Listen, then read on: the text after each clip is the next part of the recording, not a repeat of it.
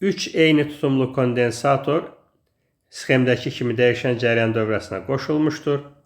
A1 ampermetrinin göstərişi I olarsa, A2 ampermetrinin göstərişi nəyə bərabərdir?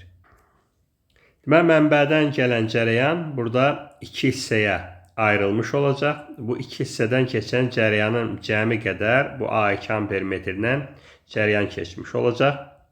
Düsturu yazsaq, dəyişən cəryan dövrəsinə kondensatordakı cəryan üçün düstur I bərabərdir CU omega.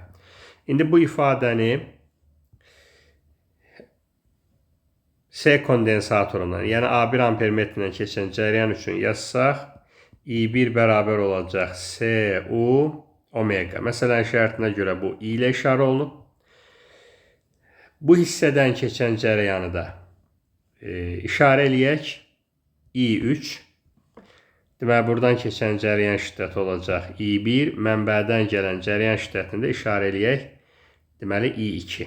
Deməli, I2, I1 və I3-ün cəmi olmuş olacaq. Burada 2 kondensator ardıcıl qoşulub. Ardıcıl qoşulmada tutumlar eyni olanda düstur C ardıcıl bərabərdir C bölünsün N olur.